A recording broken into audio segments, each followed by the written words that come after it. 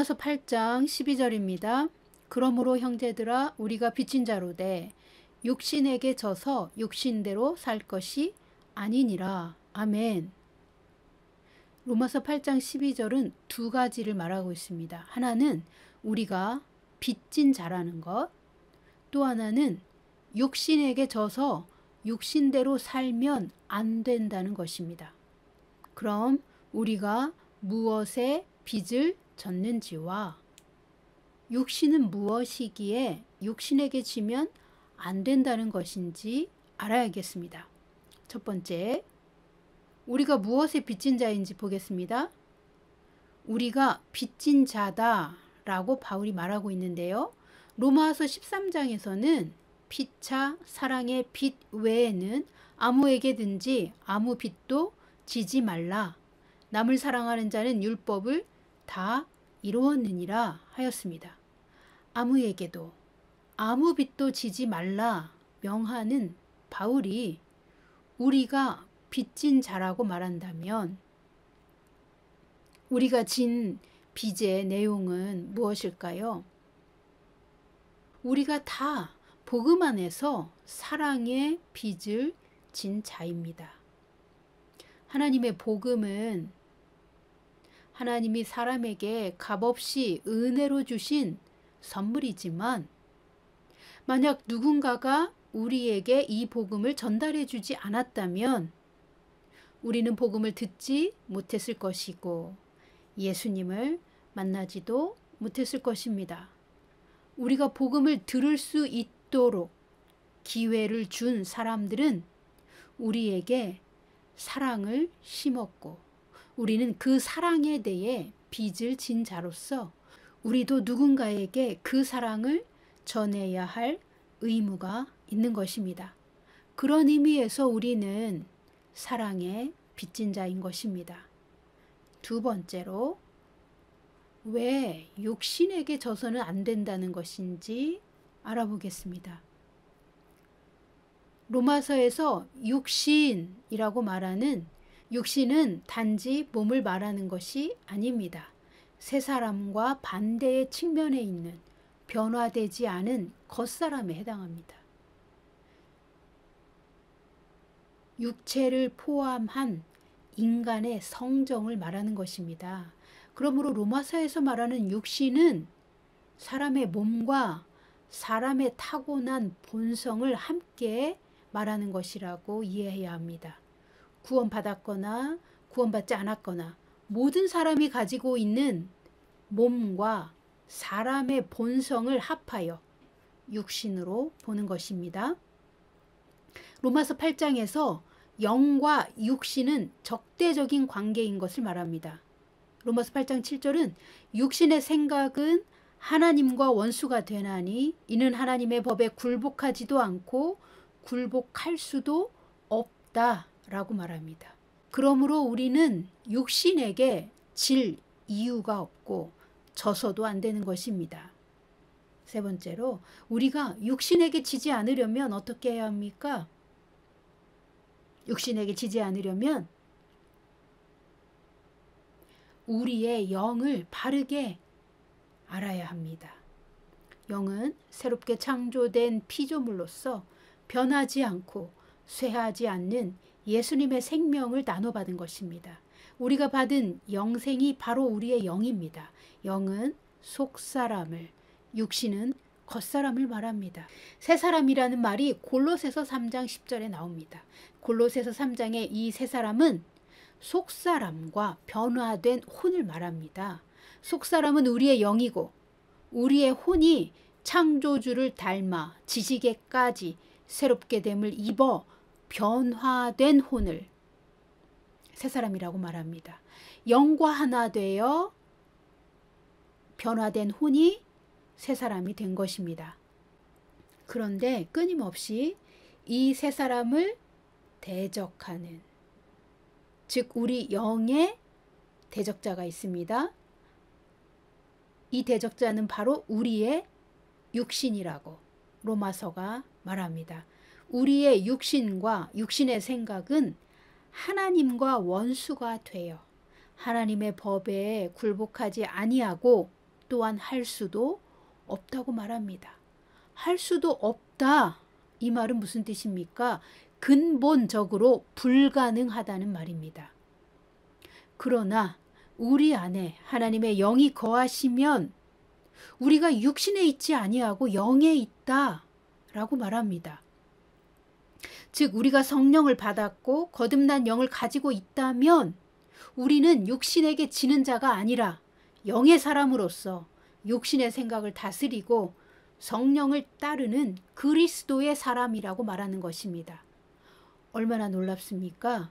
우리의 육신은 하나님을 대적하고 하나님의 원수가 되었지만 우리의 거듭난 영은 하나님과 연합되어 하나님의 능력과 축복 안에 있다는 것입니다.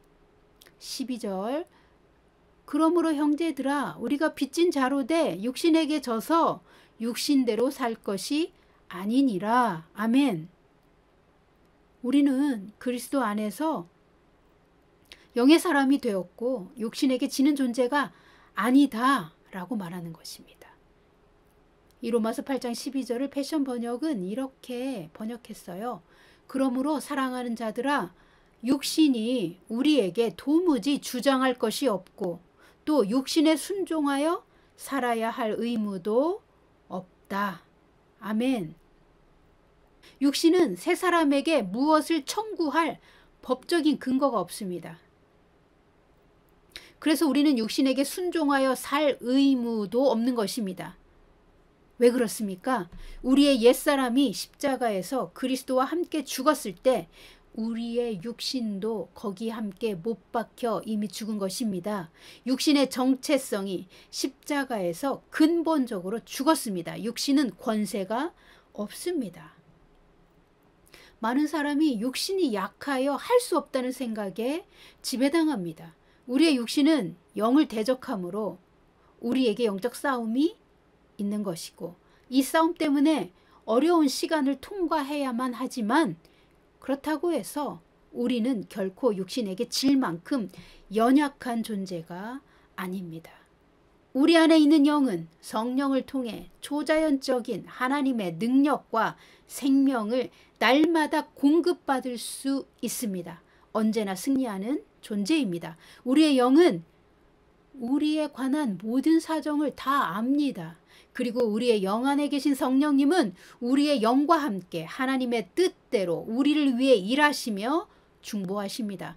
우리는 반드시 승리하도록 예정되어 있습니다. 우리가 승리하도록 예정되어 있으므로 우리가 반드시 해야 하는 것이 있습니다. 반드시 우리의 육신을 이기고 육신을 공격하는 마귀와도 싸워야 합니다.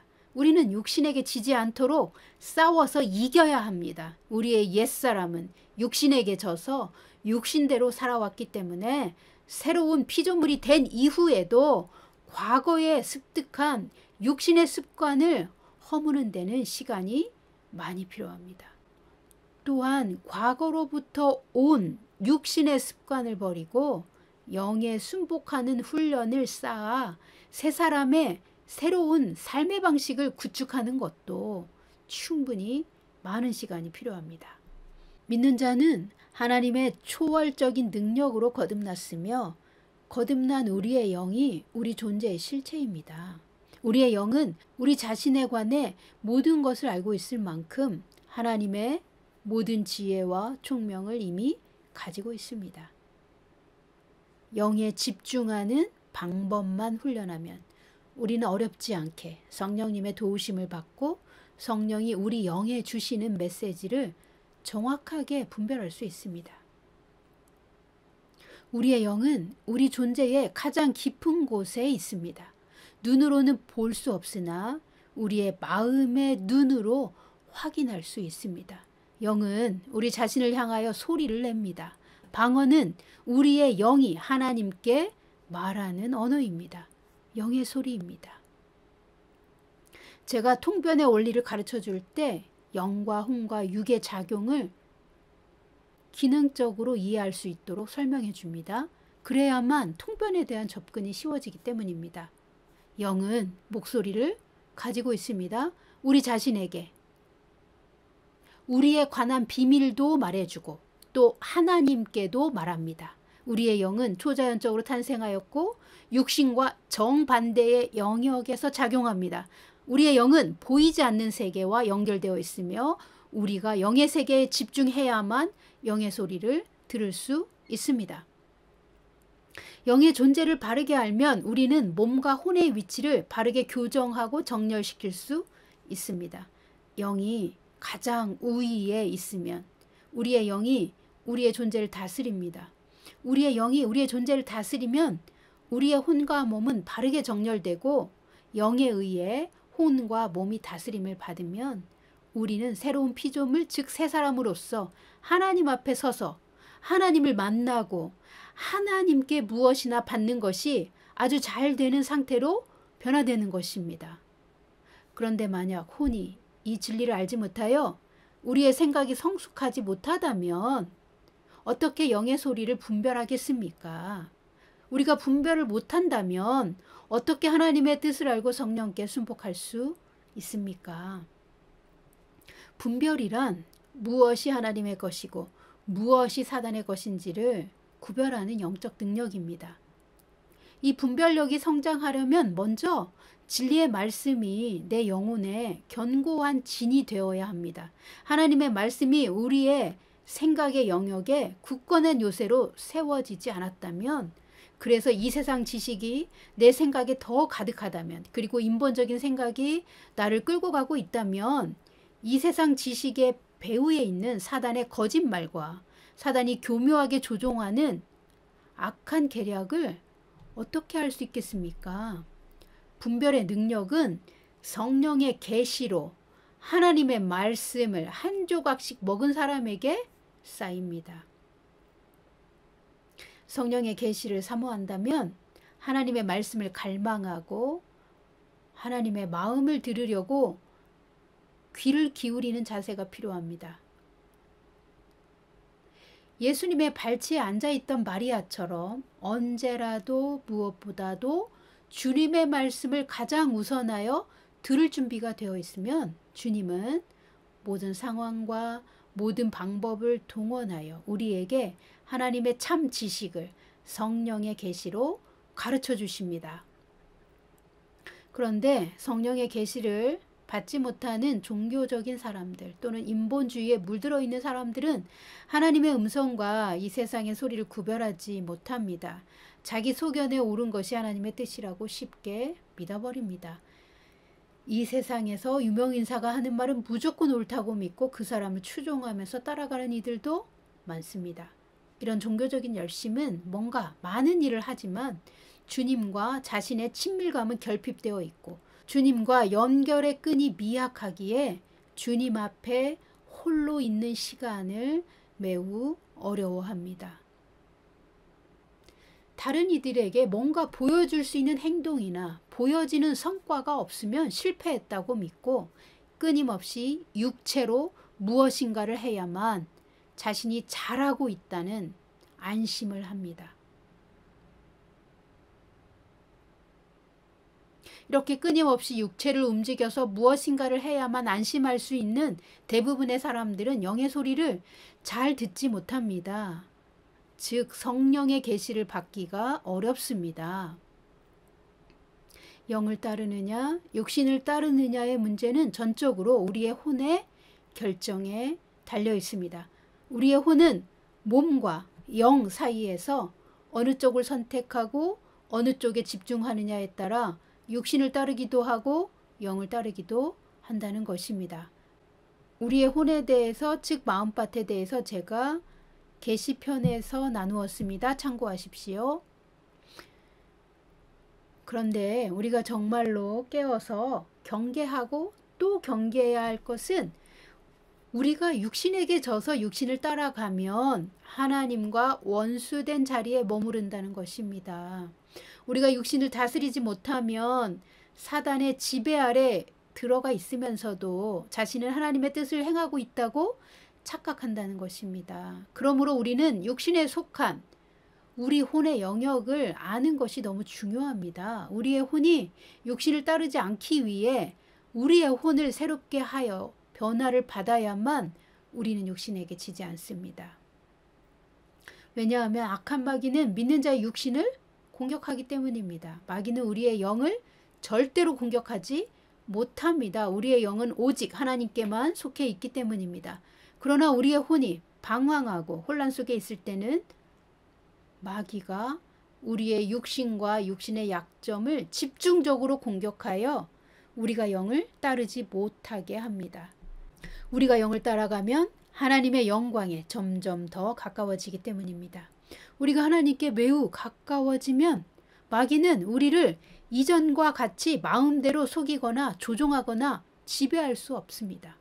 우리가 혼을 새롭게 하여 하나님의 자녀로서의 정체성을 바르게 알고 마귀를 대적하면 마귀는 이전에 우리에게서 훔쳐갔던 모든 것을 7배로 돌려주고 우리의 모든 영역에서 완전히 철수해야 하기 때문에 우리의 육신을 공격하는 것입니다.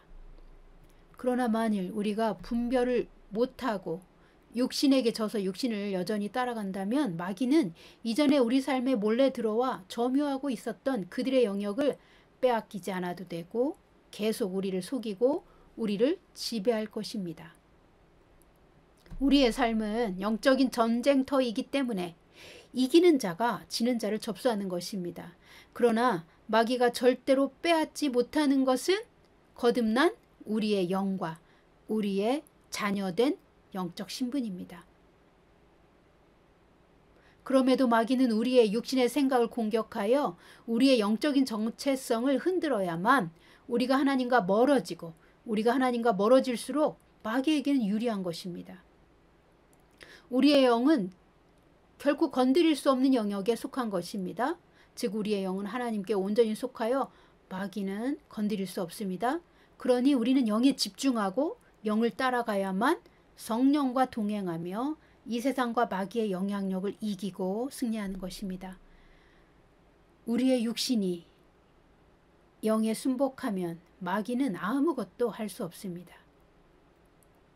그래서 우리는 영을 따르고 육신을 따르지 않아야 그리스도 예수님이 우리에게 이미 주신 승리 안에서 걸을 수 있습니다. 영을 따르는 자는 하나님의 링 위에서 싸우기에 반드시 승리합니다. 승리가 결정되어 있습니다. 그러나 육신을 따르는 자는 마귀의 링에서 패배자로 사는 것입니다. 육신에 있는 자들은 하나님을 기쁘시게 할 수 없습니다. 이제 여러분 안에 사시는 그리스도의 생명 안에서 사십시오. 여러분의 영은 그리스도와 연합되어 있습니다. 그리스도의 생명을 주는 영이 날마다 여러분에게 하나님의 풍성한 생명으로 가득 채우시도록 여러분 자신을 하나님께 맡기시고 하나님을 사랑하는 자리로 가십시오. 여러분의 영은 무엇이 옳은지 압니다. 여러분의 영은 하나님을 사랑하고 하나님을 예배하기 원합니다. 하나님은 영이시기에 영 안에서 예배하고 진리 안에서 예배하는 자들을 찾으시며 만나주십니다. 영이신 하나님을 만나기 원하십니까? 여러분이 영 안에서 하나님을 예배하면 영이신 하나님이 여러분의 영을 만나주십니다. 어떻게 영 안에서 예배할 수 있습니까? 육신을 내려놓고 오직 여러분 안에 사시는 그리스도께 집중하십시오. 여러분 안에 사시는 그리스도를 믿음으로 바라보십시오. 그리고 여러분의 마음 깊은 곳에서 오직 하나님께만 집중할 때까지 혼의 모든 소리를 잠재우십시오. 우리의 영은 마음을 통과하여 마음보다 더 깊은 곳에 있는 비밀의 방입니다. 우리 존재의 가장 깊은 곳에 있는 우리의 영이 오직 하나님만 바라보는 그 상태로 들어가십시오. 여러분의 육신을 주님 앞에 무릎 꿇게 하십시오. 여러분의 마음은 여러분이 다스릴 수 있습니다. 육신, 즉 우리의 몸과 혼은 우리가 잠잠하라 하면 잠잠해집니다. 우리가 육신을 다스리고 오직 하나님께 집중하면 여러분의 영이 하나님을 바라보는 상태에 집중할 수 있습니다. 그러면 누구나 영 안에서 하나님을 예배할 수 있습니다.